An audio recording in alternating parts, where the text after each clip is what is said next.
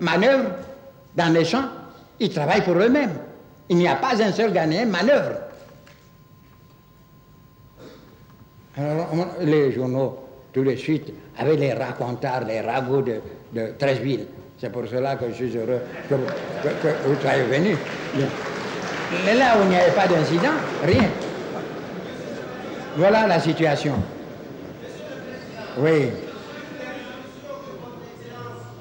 Le fondateur de l'OUA avait adopté en 1963 à Addis Abeba, lançait un appel pour l'établissement d'une agence panafricaine d'information. Cette agence, la PANA, est créée depuis 1979 et est opérationnelle depuis mai 83. Son siège est à Dakar. Une quarantaine d'États membres de l'OUA ont jusqu'ici ratifié la convention d'établissement de l'agence. Mais, Monsieur le Président, la Côte d'Ivoire n'y figure pas et ne participe pas encore à la PANA.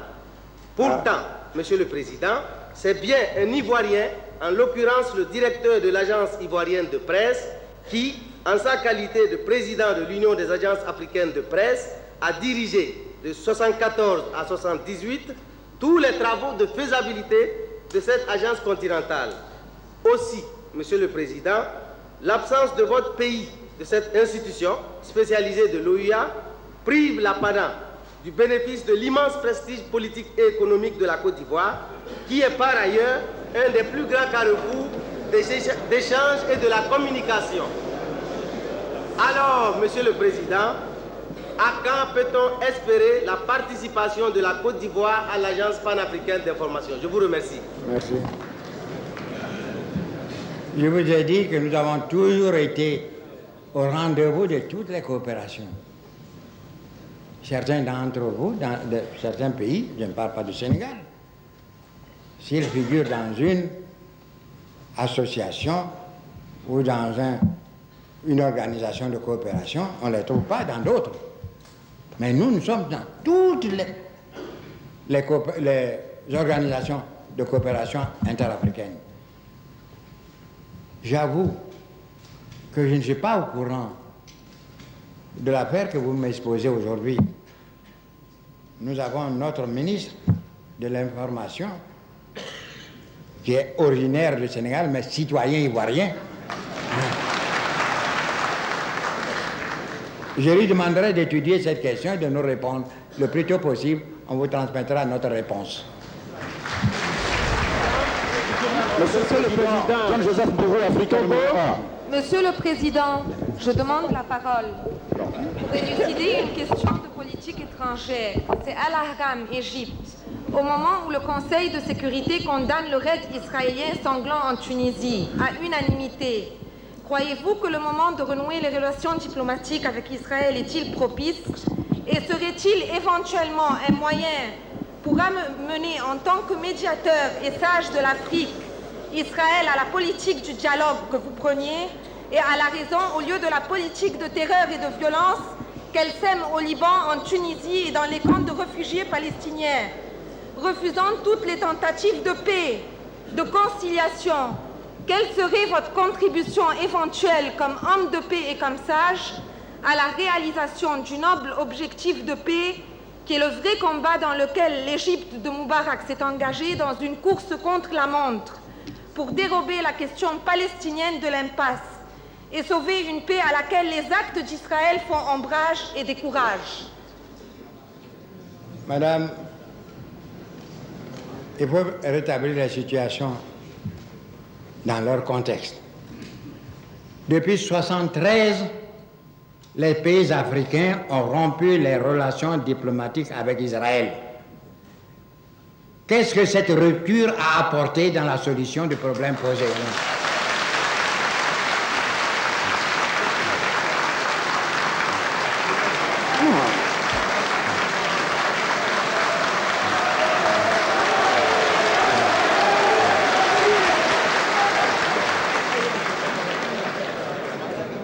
Vous parlez de l'Égypte. L'Égypte a des relations diplomatiques avec Israël.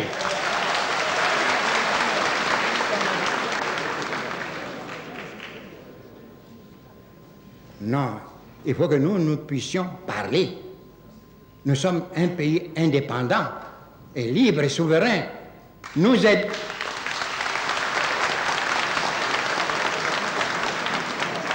aiderons davantage à la solution du problème. Libre que d'être à la remorque pour voter sans qu'on en tire quoi que ce soit.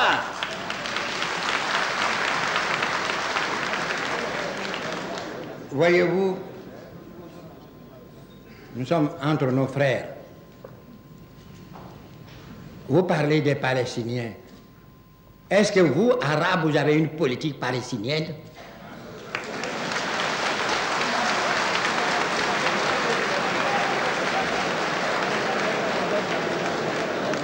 Une partie des Palestiniens, la majorité, dont le chef est basé à Tunis, une partie soutenue, la majorité soutenue par des Arabes. Mais l'autre moitié, même si c'est un quart, c'est soutenu par qui? Par les Syriens arabes. Et qu'est-ce que vous dites de cela? C'est là le vrai problème. Vous voulez traiter pour une Palestine unie, et nous sommes d'accord avec vous. J'ai des relations avec Arafat. Mais qu'est-ce que vous faites? Prenez garde. Nous avons vu un pays très digne, très noble, avant les Palestiniens, l'Arménie, qui aussi a été détruit par la Turquie. Pendant des années, on a voté, on a promis de reconstruire la patrie arménienne. On n'a rien fait parce que les Arméniens étaient divisés. On n'a rien fait. Et aujourd'hui, pourquoi vous, Arabes, vous ne pouvez pas, alors que vous avez une ligue, vous imposer le devoir de vous réunir et de prendre une position commune pour présenter la requête des Palestiniens? Vous croyez que ça n'a pas été pénible pour nous autres de comprendre l'odyssée d'Arafat, non pas chassé par les Israéliens, mais par leurs propres frères? Hein?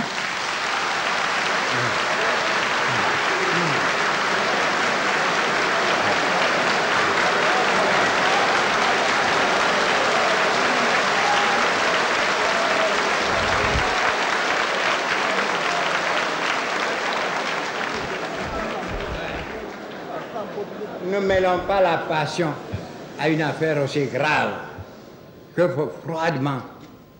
D'abord vous-même, vous commencez par vous entendre pour une Palestine. Et les autres, qui soient en dehors, vous aideront. Mais quelle position vous nous présentez, vous, nos frères arabes? Voyez le problème de l'Iran avec l'Irak. Qu'est-ce que vous faites?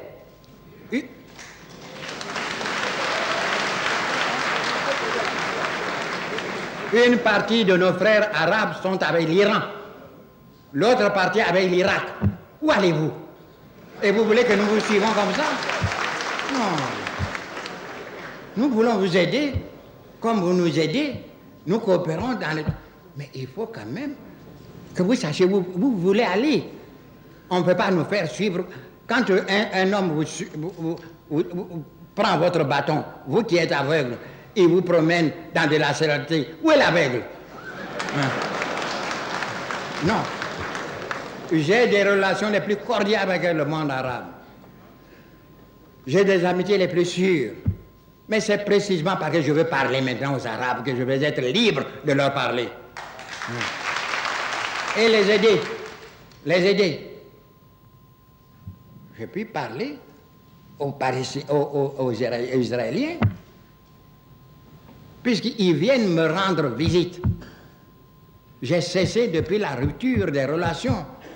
Et un jour, le docteur Tataba, qui a été tué, assassiné en Espagne, qui était l'intermédiaire entre Arafat et moi, un jour, Ayab Zokro m'avait dit quoi? Il ne connaissait pas l'étendue de mes relations de paix. Ah, si on savait que vous aviez de telles relations, on vous aurait demandé de ne pas rompre les relations diplomatiques avec Israël pour mieux nous servir. Nous sommes pour la paix, elle est une et totale. nous pouvons apporter quelque chose. Nous ne surestimons pas nos positions.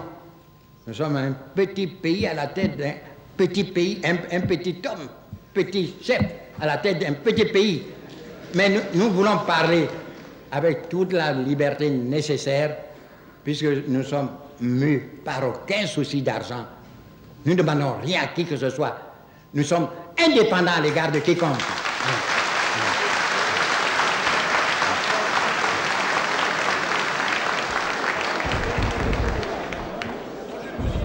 Mr. President, Monsieur le Président, Mr. President, Monsieur le Président, Mr. President,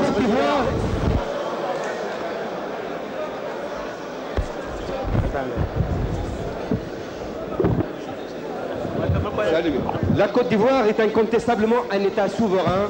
C'est à la Côte d'Ivoire de décider et de tracer sa politique. C'est incontestable. Et nul ne peut lui contester ce droit, c'est un fait. Mais il y a certaines vérités à rétablir. Certainement qu'avec des rétablissements, avec des relations diplomatiques, on pourrait croire qu'on pourrait servir la paix. Mais c'est un fait. Depuis 1965, Bourguiba a appelé au retour à la légalité internationale. Israël n'a pas suivi. Il a appelé au retour au partage de 47. Israël s'y est opposé. Récemment non, n'allez pas loin. Que faites-vous avec les Européens, avec l'Europe, avec l'Amérique qui soutient Israël? Est-ce que vous avez rompu des relations avec? Non. Alors, de solidarité arabo-africaine, c'est au nom de ce principe. Ah non, mais c'est pas ça. Le monde est un, non, c'est pas sérieux. C'est pas sérieux. Non, non, non.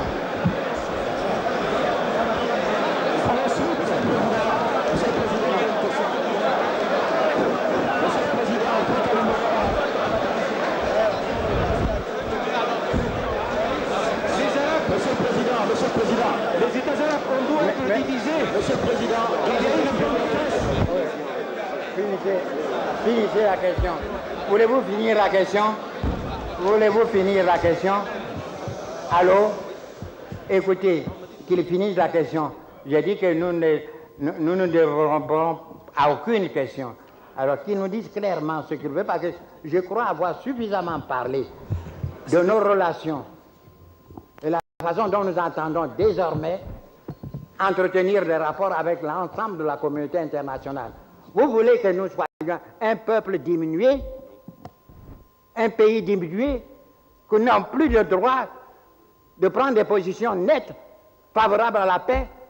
Vous voulez que nous soyons une sorte de robot pour voter des motions et des motions? Ah non, ah non, non.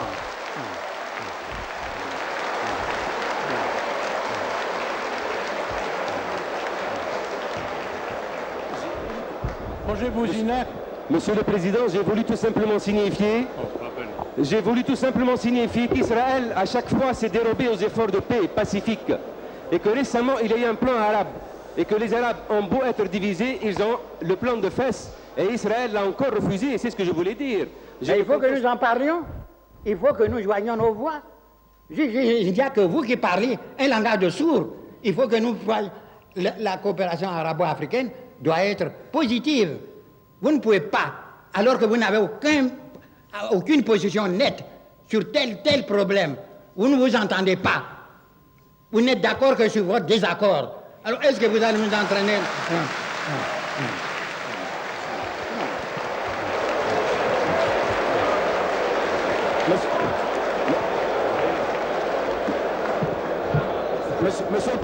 Monsieur le Président, John-Joseph Mboro, Africa numéro 1. À propos du Conseil de l'Entente, s'il vous plaît. Monsieur le Président. John-Joseph Mboro, Africa numéro 1. Amadou Dieng, agent de presse sénégalaise. Voyez-vous, nous sommes à la tête d'un petit pays, certes, mais un pays rassemblé. C'est 60 tribus dans le cadre de notre mouvement, qui est le ciment de cette unité. Il ne faut pas croire que je dois prendre la parole dans ces